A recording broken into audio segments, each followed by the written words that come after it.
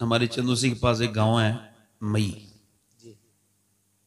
वहां आरिफ कव्वाल आए।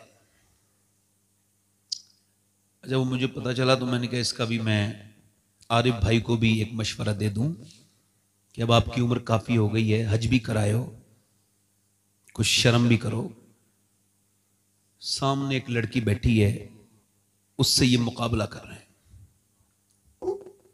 तस्लीम आरिफ के नाम से जो मशहूर है कव्वाल।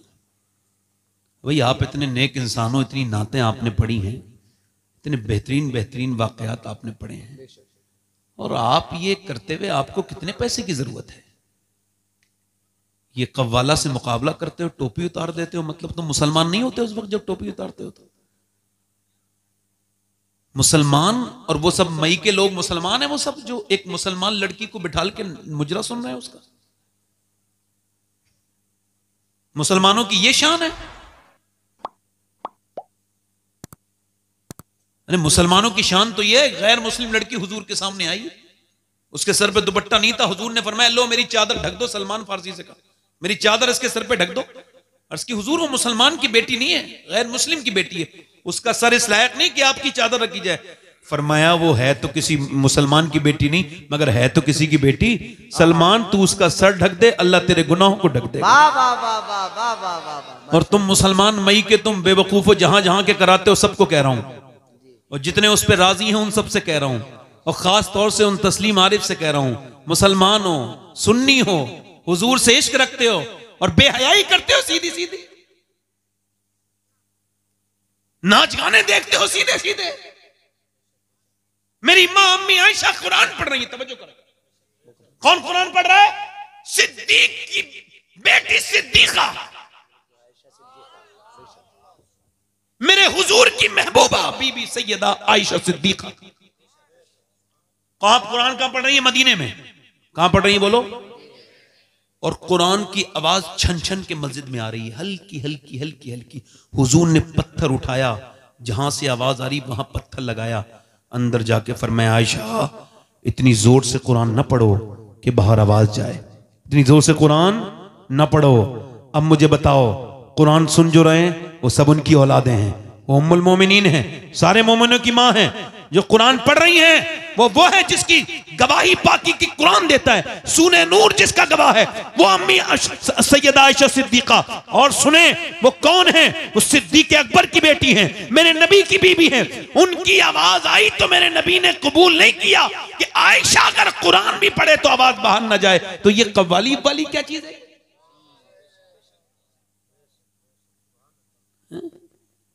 ये उनके लिए पैगाम इस वजह से भेजा कि ये काफी लोग आए यहां पे, ये पहुंचा देंगे उन तक, जरूर वो सुन लेंगे। और हमारे तो वो बड़े भाई हैं, उनसे हम बड़े भाई कह रहे हैं कि खुदा के वास्ते कोई शर्म हया करो, अब बूढ़े हो गए तौबा कर लो। तुम्हें तो पहले ही तौबा कर लेनी चाहिए थी इस सब बातों से। हजरत अली कहते हैं कि मेरी निकाह होने वाला था, कहते मैं निकाह करके अपनी बीबी फातिमा के पास गया, पहली मर्तबा मैंने सैयदा के कमरे में जब कदम रखा तो उन्हें देख के रोने लगा। कोई बीबी को देख के रोता है अपनी? दूल्हा नहीं ना, और बीबी भी फातिमा हो, सैयदा हो, और मियां नबी की बेटी। हम सुभान अल्लाह। अम्मी आयशा फरमाती जिसकी नाक, जिसकी आंख, जिसके होंठ, जिसके रुखसार, जिसका चलना, जिसका बोलना बिल्कुल नबी की तरह है, वो कोई और नहीं बल्कि सैयदा फातिमा है। फातिमा चलती थी ऐसा लगता था अल्लाह का रसूल चल रहा है, फातिमा बोलती थी ऐसा लगता था रब का रसूल बोलने लगा। सुनो, हजरत अली कहते हैं मैं रोने लगा अपनी बीबी को देख के, तो मुझे देख के वो बोली आप क्यों रोते हैं, कि आपको शादी ये पसंद नहीं थी? मैंने कहा बिल्कुल, हुजूर का एहसान है, सरकार ने आपका हाथ मेरे हाथ में दे दिया और आपने मुझे मंजूर किया फातिमा, मगर मुझे एक बात का गम है। का क्या? का कितनी भी गरीब लड़की की शादी हो, मेरी बहनें सुन लें, मेरी बेटियां सुन लें, हो सके तो लिख लें, हो सके तो रुखसत करते वक्त अपनी बेटी को ये बात कान में सुनाएं, अल्लाह तुम्हें इसका अज्र देगा। क्या? हजरत फातिमा कहने लगे हजरत अली, ए फातिमा मैं देख रहा हूं कितनी भी गरीब की लड़की की शादी हो एक दो जोड़ी कपड़े नए पहन लेते हैं, मैं देख रहा हूं कि हसरत होती है, तमन्ना होती है, दुल्हन के दिल की हसरत होती है कि मैं अपना हसरत निकालूं दुल्हन बनते वक्त, मगर मैं देख रहा हूं आप जिस कपड़े में दुल्हन बनी है उसमें 70 पैमद लगा है, उस चादर में, मगर आपके चेहरे पर कोई शिकन नहीं। तो कहते हैं सैयदा फातिमा ने मेरी तरफ देखा, आंखों में आंसू आए, वो कहने लगी मेरे अब्बा फरमाते हैं अल्लाह कपड़ों से राजी नहीं होता, अल्लाह तो मेरी बेटी फातिमा सजदों से राजी होता है। बस मेरी आखिरी बातें हैं, जीस की आखिरी हिचकी है, गौर से सुन, जिंदगी भर का खुलासा इसी आवाज में है। मेरे दोस्त, मेरे भाई, तवज्जो करें, यूं ही सैयदा फातिमा नहीं है। हुजूर ने फरमाया फातिमा सबने चांद देख लिया, कल को ईद है, मेरी बेटी ने देखा चांद? का अब्बा नहीं देखा। फातिमा सबने देखा, आपने क्यों नहीं देखा? अर्ज की अब्बा सबने देखा, इसी वजह से तो मैंने नहीं देखा। फातिमा नहीं चाहती कि जिस चांद पे गैर महरम की नजर पड़े उस पे फातिमा की भी नजर पड़े।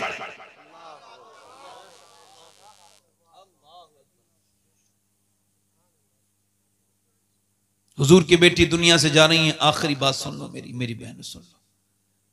दुनिया से वो जा रही है जिसने हसन हुसैन पाल के दिया दुनिया को, और हुजूर के बाद 6 साल 6 महीने तक दुनिया में रही, 26-27 साल की उम्र थी। हुजूर ने फरमाया जिसके दिल में मेरी फातिमा की मोहब्बत है वो जन्नती है, वो हाँ। दुनिया से जा रही हैं, रो रही हैं नबी की बेटी। हजरत अली कहते हैं मुझसे कहा आज मैं अपने अब्बा से मिल जाऊंगी। कहते हैं मैंने पूछा तो रोती क्यों है? अस्मा बिनते उमैस बैठी थी, हजरत अबू बकर सिद्दीक की बीबी। वो कहती मैं खादिमा थी उस दौरान। मैंने पूछा आप रोती क्यों है, क्या गम है आपको? कहने लगी और तो कोई गम नहीं, मौत का डर है? कहा नहीं, मैं सोच रही हूं जीते जी पर्दा किया है, इंतकाल के बाद जब मैयत चलती है ना तो मैयत पे जब चादर डालते हैं तो पता चल जाता है पेट कितना मोटा है, कितना पतला है, मैयत कितनी मोटी है, कितनी पतली है। मैं सोच रही हूं कि कहीं ऐसा ना हो जीते जी तो मैंने पर्दा किया है, इंतकाल के बाद जब मेरा जनाजा निकले तो किसी को यह खबर ना हो जाए कि मोहम्मद की बेटी कितनी मोटी थी, कितनी पतली थी। अल्लाह अकबर। मेरा इमाम बरेली से बोला जिसका आंचल न देखा मोह मेहर ने, उसे रिदाए नजाहत पे लाखों सलाम। सैयदा ज़हरा तैयबा ताहिरा जाने अहमद की राहत पे लाखों सलाम। ओ मेरी बेटियों, ओ मेरी बहनों, अपने घरों में कुरान शुरू कर दो वरना तुम्हारे बच्चे बर्बाद हो जाएंगे। इनको बचाओ, अपनी बेटियों को बचाओ। 6 साल की बच्चियों पर, 6 साल की बच्ची के सर पे दुपट्टा रख दो। मैं गारंटी के साथ कह रहा हूं और मुझसे लिखवा लो, मुझे थूक देना मेरे मुंह पर, 6 साल की बच्ची अगर हो और तुमने सर पर दुपट्टा रख दिया मर जाएगी, मगर अपना सर वो नंगा नहीं करा सकती। ये गैर मुस्लिम कह रहे हैं हमने मुसलमान लड़कियां कन्वर्ट करा ली, हमने मुसलमान लड़कियां छीन ली। तुम्हारी हैसियत कोई नहीं है, मुसलमान थी नहीं सही मानों में, वरना मुसलमान कैसे चली जाएगी? उसने इस्लाम समझा ही नहीं। गैर मुस्लिम के साथ एक लड़की गई, मैंने उससे मुलाकात की, मैंने पूछा तुम मुसलमान हो? कहने लगी जी मुसलमान थी मैं, अब तो नहीं। मैं कह लगा क्या तुम सैयदा फातिमा को जानती हो? बोली नहीं। मैंने कहा आप सैयदा खतीजा को जानती हो? बोली नहीं। मैंने कहा मैं सुनाऊं? बोली आप सुनाओ। मैंने उसे एक एयरपोर्ट पे बैठ के 1 घंटे लगातार सैयदा फातिमा की बातें सुनाई, बचपन से लेके तक विसाल तक। आखिर में वो बदल गई। मैं कहता हूं गैर मुस्लिमों से जो ये देख के खुश होते हैं मुसलमान लड़कियां हमने छीन ली, वो उन्हें बताओ उन्होंने इस्लाम समझा नहीं था। अगर समझ लेती तो कभी अपनी जान दे देती, ईमान नहीं देती। देखना है तो फिलिस्तीन को देख लो। मेरे नबी ने फरमाया जब मदीने के हालात बिगड़े तो सहाबा तुम चले जाना शाम। अर्ज़ की हुजूर शाम के हालात बिगड़े तो मेरी उम्मत के लिए दुआ करना। फिलिस्तीन को देखो, हमें क्या मतलब फिलिस्तीन से? मगर एक बात बता रहा हूं आपको, फिलिस्तीन में 7,000 बच्चे ऐसे मरे हैं जो 10 साल से कम उम्र के थे। शहीद हुए कितने? 7,000।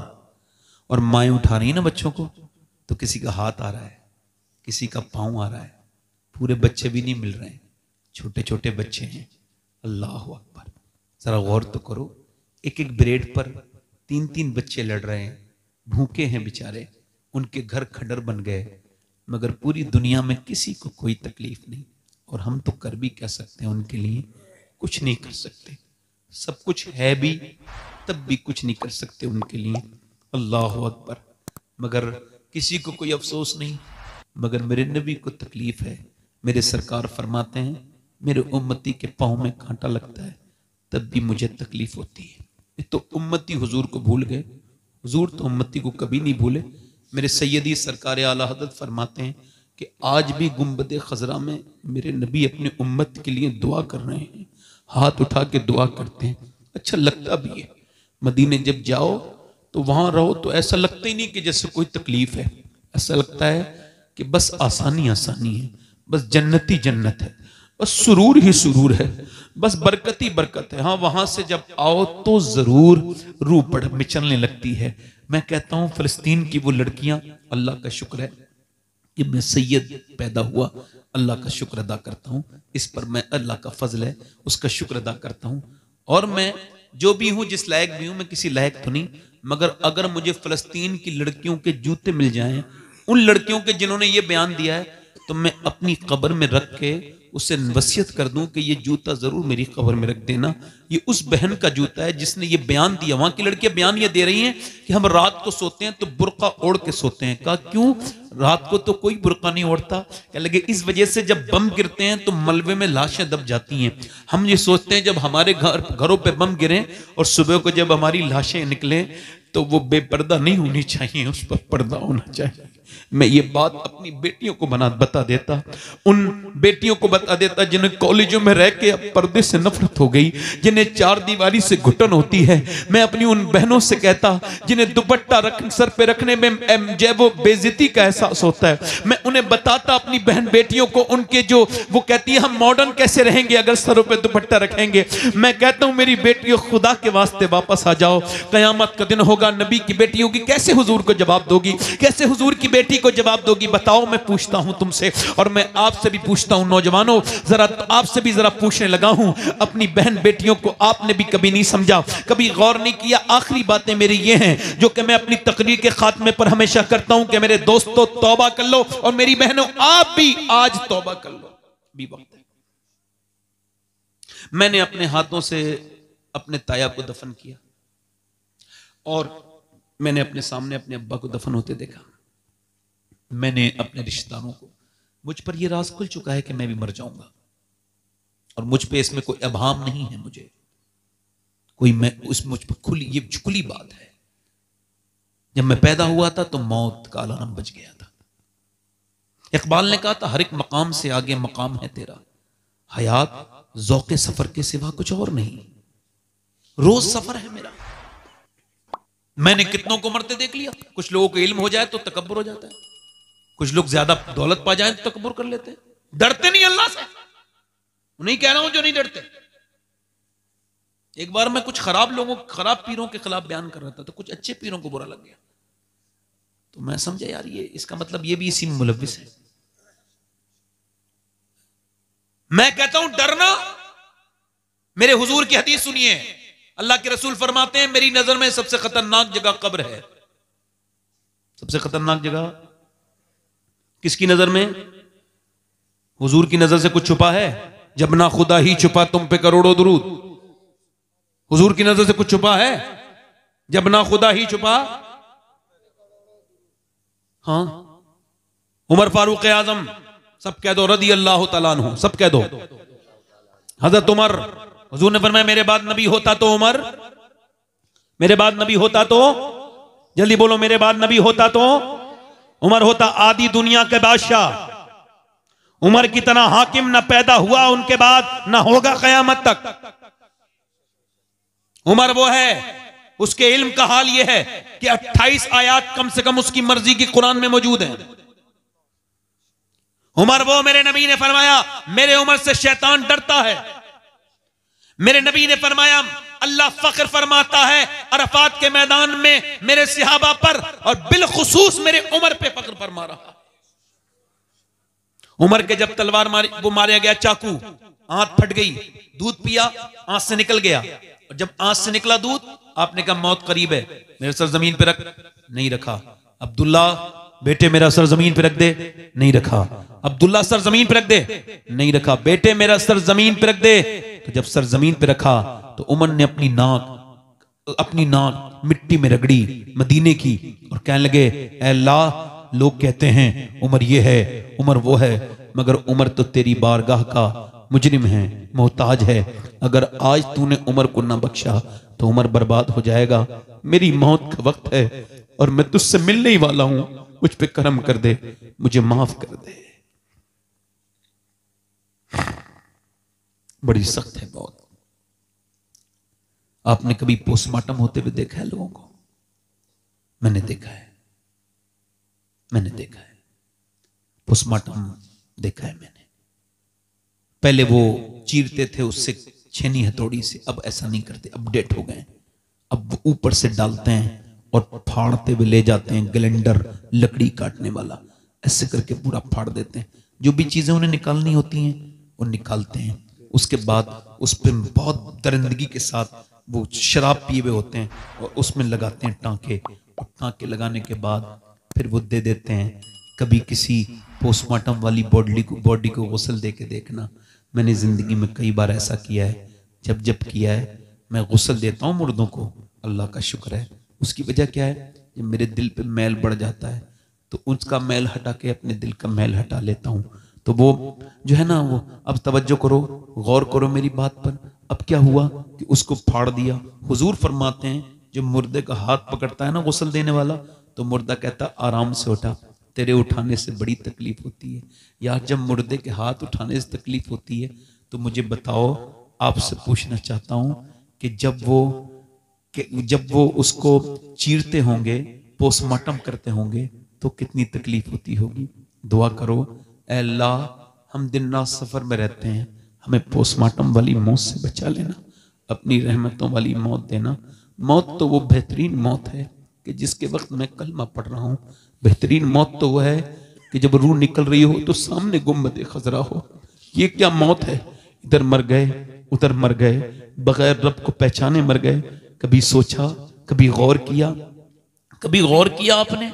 एक औरत मूसा अलैहिस्सलाम के जमाने में एक आदमी के पास आई, कह लगी मेरे बच्चे बीमार हैं, आप मुझे कुछ दे सकते हैं? उस आदमी ने कहा, मैं तो तुझ पे नजर रखे हुए था, तेरा शौकीन हूं, तू रात गुजार दे, मुझे हर रात नई औरत चाहिए, तू आज रात आ जा, तुझे दे दूंगा। उसने कहा, मैं अपना जिस्म बेचने नहीं आई हूं। चली गई, फिर वापस आई, कहने लगी कुछ दे दे, बच्चे मेरे भूखे इतने हैं, उनके मुंह से झाग निकल रहे हैं, मेरे बच्चे बेहोश हो रहे हैं, कुछ दे दे। उसने कहा, मैं रात को आ जाऊंगी, जो तेरा दिल चाहे कर लेना। वो रात को आई, बच्चों को खिला के कमरे में बैठी थी। इसने उसके हाथ लगाना चाहा, जैसी हाथ लगाया ना, ये कांपने लगी। इसने कहा, कांपती क्यों है? ड्रामा करती है, पैसे नहीं मिले? कहने लगी, पैसे सब कुछ नहीं होते, और फिर का ईमान भी कुछ होता है। का क्या मतलब? का जब मैं नमाज पढ़ती हूँ, सजदा करती हूँ, तब भी अल्लाह देखता है, और जब मैं तुझसे जिस्म बेच रही हूँ तब भी मेरा मालिक देख रहा है। और मैं अपने मालिक से यही कह रही हूँ, ऐ मेरे बेपनाह ताकतों वाले, अगर मैं मां ना होती, बच्चे मेरे भूखे ना होते, तो कभी जिस्म ना बेचती। हुजूर फरमाते हैं, ऐसी फूट के रोई कि रोना तो उसका था, मगर दिल पे असर उसके हो गया। अल्लाह बड़ा करीम है, बड़ा अल्लाह कदरदान है अपने बंदों का। अल्लाह ने उसका दिल बदल दिया। अल्लाह ने जब उसका दिल बदला तो उसकी आंखों के आंसू नीचे को गिरे, तो वो बोला, मैं तुझे अपनी बहन बनाता हूं, ले ये ले। उसने पैसे दे दिए सारे, चली जा, तूने मेरा दिल बदल दिया। सजदे में गिर के बोला, मालिक एक बार आई थी, हाथ नहीं लगाया, कैसी डरती थी मैंने, तो कितनी इज्जतें लूटी हैं, मैं तो कितना लुटेरा हूं। ऐसा रोते रोते सो गया। सुबह को दरवाजे पे दस्तक हुई, इसकी आंख खुली, दरवाजा खोला, सामने बुजुर्ग खड़े थे। कहा, आपका नाम? कहा, आप पहले बताएं किसका घर है ये? कहा, मेरा ये नाम है। तो सामने खड़े होने वाले मुस्कुराए, बोले, मैं अल्लाह का नबी मूसा हूं, और अल्लाह ने तुझे सलाम कहा है, अल्लाह ने तुझे सलाम कहा है, मैं अल्लाह का नबी मूसा हूं। उसने कहा, मूसा, कोई देख लो, कोई नेक आदमी को भेजा होगा सलाम, मैं तो इस इलाके का सबसे बड़ा बदतमीज इंसान हूं। कहा, तूने कोई नेकी की है? कहा, एक नेकी की, एक औरत मजबूर थी, उसे अल्लाह के लिए छोड़ दिया। कहा, तो सुन, मेरा अल्लाह फरमाता है कि तू तो इतना रोया, तेरी आंखें भीग गई। अल्लाह फरमाता है, तेरे आंसू अगर इतने हो कि बिल्कुल जमीन आसमान के बराबर तेरे गुनाह हो, मगर इतना रो ले, तेरी आंख का आंसू ढलक के गाल तक आ जाए, मैं सारे गुनाह तेरे माफ कर दूंगा, वो बोला क्या अल्लाह ने मुझे माफ कर दिया? हाँ। फिर तो तड़प तड़प के रोया, अल्लाह पूरी जिंदगी गुनाह किए थे मगर इतना गुनहगार एक बार में बख्श दिया। वो बेहतरीन बख्शने वाला है, वो फजल करने वाला है, वो रहम करने वाला है। मुल्ला रूम कहते हैं एक औरत, एक आदमी, एक चूड़ी पहनाने वाला था, औलाद नहीं थी, एक बच्चा खरीद दिया उसने, बच्चा खरीदा, ले लिया उसने पाला। 20 साल के बाद अपने घर आया, काम करते करते रोज आता था मगर 20 साल हो गए थे उस लड़के को बड़ा होने थे। तो घर आया, बीबी ने कहा दरवाजा नहीं खोलना। कहा क्या हुआ? कहा दरवाजा नहीं खोलना। कहा बात तो बता, कौन सा गुनाह करके आए हो आप? कोई गुनाह नहीं। कहा सही बताओ। कहा एक गुनाह किया, आज एक लड़की को चूड़ी पहना रहा था, उसका हाथ पसंद आ गया, मैंने पकड़ लिया था थोड़ी देर और थोड़ा सा हाथ फिराया उस पर, मगर फिर याद आया अल्लाह देख रहा है तो छोड़ दिया। कहा अंदर आ जा, मैंने जिसे ना अपना बेटा बना के पाला है, वो जिसे हम पालते हैं बेटा बना के, उसने आज मेरा गलत तरीके से हाथ पकड़ लिया था। मैं समझ गई कि जरूर मेरे आदमी ने किसी की इज्जत पे हाथ डाला है, जो आज मेरे घर में मेरी इज्जत पे हाथ डाला है। वो रो के, मुल्ला रूम कहते हैं वो आदमी रोया और रो के बोला मालिक मेरी बेटियों की, मेरी बहनों की हिफाजत कर ले। मैं कहता हूं मेरे दोस्तों तौबा कर लो, एक आंसू बहाओ उसके सामने। आंसू आपका 1 रुपए का भी नहीं बिकेगा, बेचिए देखना, टीन का पीपा बिक जाएगा मगर आंसू नहीं बिकेगा। अल्लाह फरमाता है मैं बहुत महंगा खरीदता हूं, एक आंसू में जन्नत दे देता हूं, एक आंसू में। आंसुओं का बेहतरीन कदरदान अल्लाह है, बख्शने वाला है। आपको इसी वजह से पैदा किया है कि आप उसकी इबादत करें, उसके सामने रोएं। और आज बता रहा हूं पूरी जिंदगी 2 लफ्जों में बयान करके जा रहा हूं। हजरत इमाम हसन बसरी से किसी ने पूछा दीन समझा दें 2 लफ्जों में, तो उन्होंने कहा कि अल्लाह के सामने रोने का नाम दीन है, बंदों के सामने मुस्कुराने का नाम दीन है। उम्मीद की आपसे मैंने बदलेंगे। अपने बताओ हुजूर के नाम पे कितने लोग गर्दन कड़ा सकते हैं? दोनों हाथ रख के बताएं। एक दूसरे की तरफ ना देखना, मुस्कुराना नहीं, नीचे हाथ कर ले। बात ना करना आपस में, बात जो गर्दन कटा सकता है कुछ भी कर सकता है। कितने लोग ऐसे हैं जो गर्दन भी कटा देंगे और आज से हुजूर के नाम पे पूरी दाढ़ी भी रखा लेंगे। इस महफिल में खड़े हो जाएं, खड़े हो जाएं। वो लोग जो दाढ़ी रखाएं वो खड़े हो जाएं। नहीं, सिर्फ वो लोग जिनके दाढ़ी पूरी नहीं हो, बाहर निकल के आ जाओ, दोनों बाहर निकल के आ जाओ। आप भी आ जाओ, आ जाओ, आ जाओ। आप एक दूसरे को मत देखो। जब मैं मरूंगा तो कोई मुझे नहीं देखेगा, कोई कब्र पे नहीं लौटता। जो आप देखते हो किसी को, जिसके दाढ़ी कटी भी हो या मुंडी भी हो, बाहर आ जाए। जो मदरसे का बच्चा हो वो न खड़ा हो, नहीं तो इनके तो निसाब में। आप आ जाओ, बैठो। आपकी दाढ़ी पूरी है? अच्छा पूरी नहीं है तो आ जाओ, कटी भी है तो आओ, बाहर निकल के आओ। देखो एक दूसरे की तरफ ना देखो, सब इधर देखो। कब्र के अंदर ये 3 लड़के आ गए, इधर आ जाओ। शुक्रिया भाई, जज़ाकल्लाह, अल्लाह आपको बदला देगा। इधर देखो, कब्र में सब मिट्टी डाल के आएंगे नहीं? तो जिन्हें कब्र के बाहर रहना है उसे दिल में मत रखो, ये दाढ़ी उसकी सुन्नत है जो कब्र में तशरीफ लेकर के आएंगे।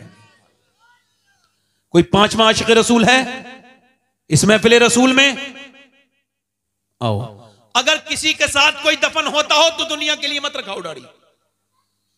जिस दुनिया वालों के लिए हुजूर की सुन्नत को मुड़ा रहे हो, ये सब तुम्हें दफन करके आएंगे, पलट के भी नहीं देखेंगे। कब्र में वही सरकार आएंगे जिनकी ये सुन्नत है दाढ़ी। और कोई लड़का इस वजह से दाढ़ी न रखा रहा हो कि शादी नहीं होगी। अच्छी लड़की, खूबसूरत लड़की चाहिए, नेक लड़की चाहिए। और अगर अपनी अच्छी जिंदगी गुजारना चाहते हो तो शादी से पहले दाढ़ी रखाओ, क्योंकि किसी भी दाढ़ी वाले को कोई भी बेहुदा, बेशरम, बेगैरत लड़की पसंद नहीं करेगी। दाढ़ी वाले को सिर्फ दीनदार लड़की ही पसंद करती है। ये 6 हो गए, कोई 2-3 लोग और हैं आशिक रसूल। मेरी बख्शिश के लिए तो एक ही लड़का काफी हो जाता, मगर दाढ़ी मुड़ाने वाले और कटाने वाला अगर कोई हो तो आ जाए। पूरी सुन्नत रखाने वाला है कोई आशिक रसूल अपने नबी की सुन्नत के लिए?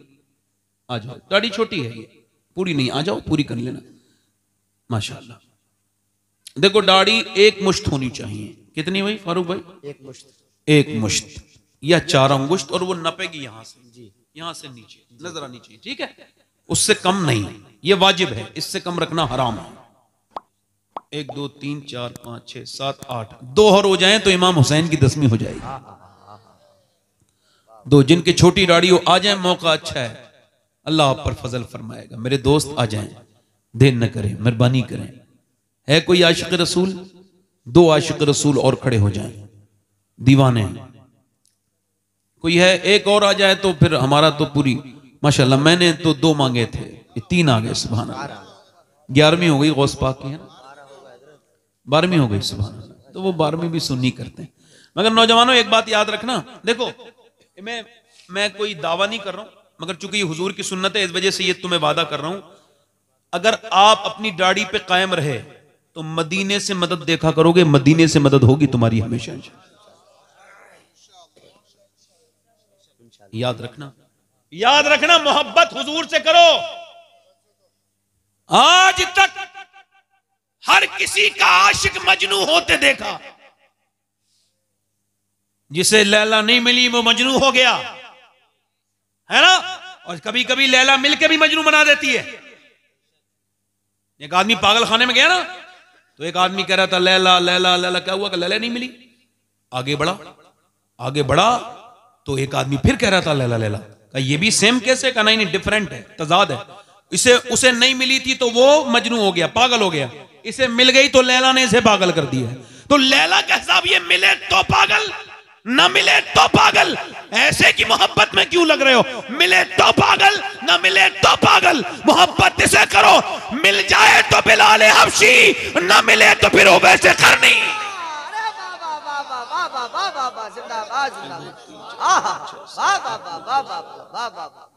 ये 13 हो गए। कोई और आशिक रसूल है? हुजूर से मोहब्बत करो, उठते बैठते सरकार पर दुरूद पढ़ो, उठते बैठ हैं। जो न भूला हम गरीबों को रजा, याद उसकी अपनी आदत कीजिए। मैं तो कोई और नौजवान देख रहा हूं, कोई जलालपुर में किसी को जलाल आए, हुजूर के नाम पर खड़ा हो और कहे भाई मैं हुजूर के लिए खड़ा हो रहा हूं। कोई चौथा आशिक रसूल हो तो खड़ा हो जाए, है कहीं? चले 13 लोग खड़े हो गए। मुझे नौजवानों से उम्मीद भी थी, 14 हो गए, सुभान अल्लाह। जरा जोर से बोलो सुभान अल्लाह। अच्छा, कुछ हमारे बुजुर्ग भी हैं जिनकी दाढ़ियां सफेद हो गई हैं, मगर वो अभी मुंडवा रहे हैं। जवानी की तलाश है, वल्लाही अब कयामत आएगी, अब मौत आएगी, जवानी नहीं आएगी। आला हज़रत फरमाते हैं बैल के सींग काट दो तो वो बछड़ा नहीं बनता, रहता तो बैल का बैली है। कोई और आशिक रसूल है जो सुन्नत रसूल के लिए खड़ा हो? मैं कहता हूं यार, फिलिस्तीन की कोई मदद नहीं कर सकते तो अपनी मदद कर लो। चलो आओ, चेहरा हुजूर की सुन्नत के मुताबिक कर लें। एक सुन्नत पर 100 शहीदों का सवाब है। कितने शहीदों का? और कोई आशिक रसूल है? हालांकि मैं आपको सही बताऊं, मैं 10 तकरीर करता हूं तो इतनी मेहनत नहीं लगती इतनी आज एक तकरीर करने में मेहनत लगी, क्योंकि हमारी तरफ का माहौल थोड़ा सा अलग है। यहां मजाकिया लोग हैं ना, यहां पे मजाक करने वाले, लतीफे कहने वाले मौलवी, ये मजाक करने वाले आया करें तो इनसे कहो मौलाना कोई ऐसी आयत पढ़ के सुनाओ कुरान की जिससे हंसी आ जाए। कभी आपने कुरान सुनते पढ़ते पढ़ते किसी को हंसते देखा है? मैंने रोते तो बहुत देखा है, लोग हंसते देखा है। अब मौलवी भी जब हंसाने वाले काम करे तो रोएगा कौन? आलिम का क्या मियार है? कुरान ने कौन सी डिग्री बयान की है?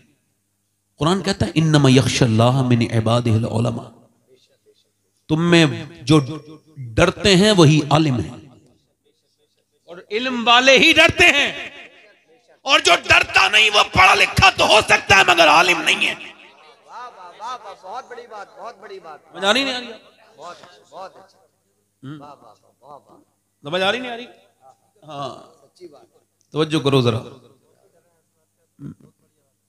नहीं और भाई हमने तो बड़े, अल्लाह का शुक्र है कि मैं तो अल्लाह के अलावा किसी डरता ही नहीं, और यही दलील है कि मैं अल्लाह से डरता हूं। डरता वरता किसी से नहीं हूं मैं। उसकी वजह यह मैं ज्यादा लंबी जिंदगी जीने नहीं आया। अगर मुझे कोई दीन की वजह से मार दे तो मैं शहीद हो जाऊंगा। अल्लाह करे तो मैं दीन की वजह से शहीद हो जाऊं। आमीन कहो। मेरे बुजुर्गों ने ऐसी दुआएं मांगी हैं। खुदा की कसम, शहादत की मौत में तकलीफ नहीं होती बिल्कुल भी। अल्लाह शहादत की मौत अता फरमाए। आप मेरे साथ वादा करो, हाथ उठाओ, मैं आपके वादा कराता हूं। कहो हम वादा करते हैं, जिसे दाढ़ी रखने वाले, हम वादा करते हैं आज के बाद न दाढ़ी कटेगी न मुड़ेगी। इन उलमाए कराम की मौजूदगी में हम अहद करते हैं आज से पूरी सुन्नत रखाएंगे नमाजों के साथ। ऐ अल्लाह हमें इस्तिकामत अता फरमा, ऐ अल्लाह हमें नेकियों की तौफीक दे दे, आमीन। बैठ जाए। अच्छा, हुजूर की आंखों की ठंडक क्या है, जरा बोलो, जल्दी बोलो मेरे भाइयों। अच्छा, आप में कोई ऐसा है जो कयामत के दिन नमरूद के साथ खड़ा होना चाहता हो? कोई हो तो हाथ उठाओ मेरे दोस्त। कोई फिरौन के साथ खड़ा होना चाहता हो? अबू जहल के साथ? मेरे हुजूर फरमाते हैं मगर हर बेनमाजी जो है ना वो अबू जहल के साथ खड़ा होगा, उतबा के साथ खड़ा होगा, शैबा के साथ खड़ा होगा। एक आदमी ने आके हजरत उमर से कहा, हुजूर इधर देखो, मैं बर्बाद हो गया। का क्या हुआ? का मैंने जिना कर लिया। तो आपने फरमाया इस पे कौड़े मारो, कौड़े बरसाओ। फिर आपने हजरत अली से कहा, यार ये ऐसे डर के आया था, मुझे लगा इसकी नमाज असर कज़ा हो गई हो। मेरे दोस्त, इन नमाज को ना छोड़ो। तो नमाज हुजूर की आंखों की, दोनों हाथ उठा के बोलो इंशाल्लाह नमाज की पाबंदी करेंगे, इंशाल्लाह अपनी बहन बेटी को पर्दा कराएंगे इंशाल्लाह, और मसलके आला हजरत पे सख्ती से कायम। और मसलके आला हजरत क्या है? मसलके आला हजरत यह है कि आप अपने अकीदे को महफूज रखेंगे, किसी भी बदअकीदा से आप किसी तरह का कोई ताल्लुक हमेशा, चूंकि जिंदगी बहुत लंबी हमारी, हम जब तक जिएंगे नबी के लिए जिएंगे, है ना। अल्लाह आपको आला हजरत से सच्ची मोहब्बत अता करे, हम सबको अता करे। और देखो मैं बड़ा कम इल्म आदमी हूँ, बड़ा बेकार सा इंसान हूँ, घटिया किस्म का, कोई गलती मेरी हो गई हो तो अल्लाह मुझे माफ करे, तौबा करें। अस्तगफिरुल्लाह रब्बी मिन कुल्लि ज़म्बिन व अतूबु इलैह। पढ़ लीजिए ला इलाहा इल्लल्लाह मुहम्मद रसूलुल्लाह। मेरी जिंदगी का मकसद तेरे दीन की सरफराजी, मैं इसीलिए मुसलमान, मैं इसीलिए नमाजी, इस्लाम जिंदाबाद, मसलके आला हजरत पाइंदाबाद। लक़द काना लकुम फ़ी रसूलिल्लाहि उसवतुन हसना, सदक़ल्लाहुल अज़ीम व मा अलैना इल्लल बलाग़। अस्सलामु अलैकुम व रहमतुल्लाहि व बरकातुहू। आप बैठे आराम से।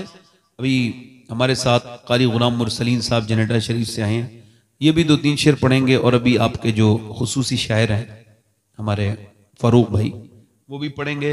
और इंशाल्लाह ये नहीं पढ़ेंगे मगर आप इन्हें नजराना देंगे इंशाल्लाह ताला, है ना। अल्लाह ताला इन्हें भी सलामत रखे। और अगर ये पढ़ना चाहें तो फिर आपकी मर्जी है, मगर मैं आपसे यही बात कह के चला हूँ कि अल्लाह के सामने रोना सीखो, इंशाल्लाह जिंदगी आसान हो जाएगी। अस्सलामु अलैकुम व रहमतुल्लाहि व बरकातुहू।